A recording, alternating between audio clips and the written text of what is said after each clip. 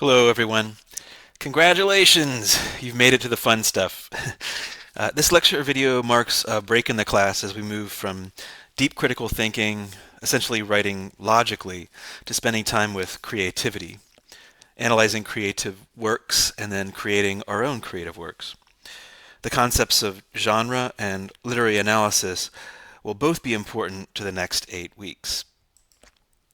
Our goals for today include to review the concept of rhetoric, to define genre and genre conventions, to define climate fiction as a genre, and to define literary analysis and preparation for our investigation of climate fiction.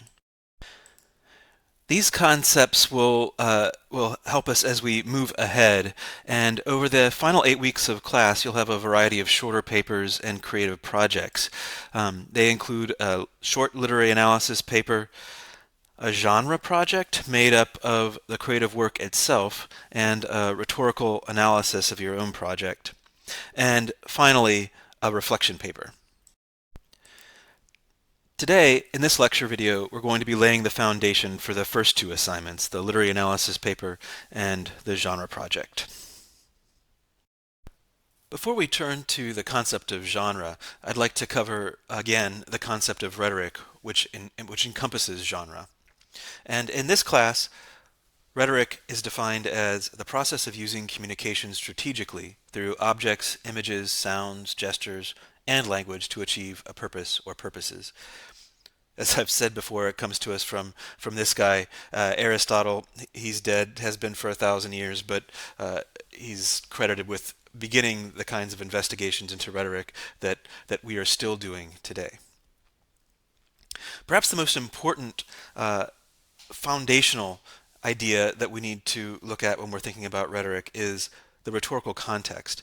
And the rhetorical context is made up of three things. First off is the author, the person doing the communicating. This could be a writer, an artist, a photographer, a person trying to make a statement through their clothing, a fashionista, a speaker, and etc. Perhaps the most important part of the rhetorical context is the audience, who the author is trying to influence. And then finally, we have the rhetorical purpose, what the author is attempting to persuade the audience to do or think or believe or feel or whatever they're trying to do to their audience. Once we've identified the rhetorical context of our own or another's communication, then we can begin to think about identifying the rhetorical strategies. Thinking about rhetoric allows us to identify these strategies that we can or need to use in various rhetorical situations. We can begin to ask questions such as, how do I create relationships with my audience? This is sometimes called ethos. Or, what emotions do I want to create in my audience? Which is often called pathos. What reasons will convince my audience? That's logos. What structure should I use? The structure that we use for the deliberative research essay is different than the structure that you might have used in situations that call for academic argument structure. What medium should I use? Should I use a visual medium? Am I publishing something in a newspaper because that's what will best influence my audience, or that's what I have access to? Am I creating a song that's going to create certain emotions in my audience? What medium should I use? What metaphors will my audience respond to? Etc., etc., etc. There are so many more ways to think about rhetoric, and genre is an important one. Part 2, Intro to Genre and Literary Analysis. So what is a genre? In this class, we'll define genre as a category of communication characterized by certain conventions, stylistic criteria that differentiate one genre from another. Genre conventions are those characteristics of a genre that are typically followed in that category of communication. Often they can be thought of as stylistic rules that to some extent define each genre. But, of course, they can change through time.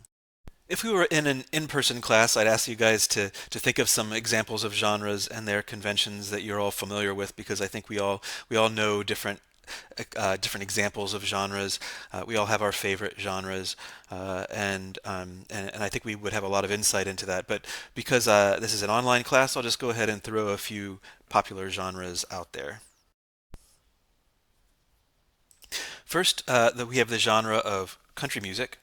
And some of the conventions that we might find in country music, they've changed. They haven't changed too much over the years. Include a nasal Southern accent of the singer.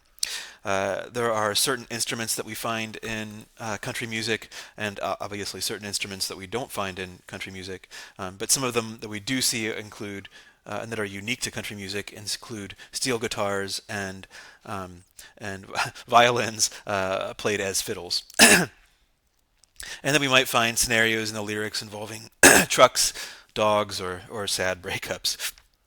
There are many other different kinds of genre conventions to country music, but these are just a few. The other genre I'd like to throw in the video here is romantic comedy movies. This is always a good one to think about when you're thinking about genre. Some of the conventions of romantic comedies, rom-coms, include a romantically involved couple, generally a heterosexual couple, a conflict between the couple. This is what happens in the plot, with a final resolution leading to marriage or some kind of reparation of their relationship. There are a lot of other different kinds of conventions involved in romantic comedy movies, but these are two of the most important. Fantasy novels. This is the last genre we'll look at as an example. It's a genre that I like to read occasionally. I'm more of a sci-fi kind of person when I'm reading popular genres. But the fantasy novel, some of the conventions include the idea that magic is real. And then, of course, among the characters, you'll find species such as elves, fairies, and other mythical creatures usually mixed up with some humans. Um, you'll usually have a plot conflict involving good and evil, a very clear binary black and white distinction between good and evil. And another one is that you'll find a protagonist on a quest. Why is genre important? Why are we studying it here? Well, first off, if you're going to create a genre, you need to understand the conventions that you need to include and or maybe want to break. And this is going to be important when you create your genre project and start thinking about how you're going to create it in about a month. On the other hand, if you're analyzing a genre, if you're studying a particular piece of communication, you need to understand the conventions it is including and maybe the conventions that it's breaking to make meaning, to affect its audience in some way.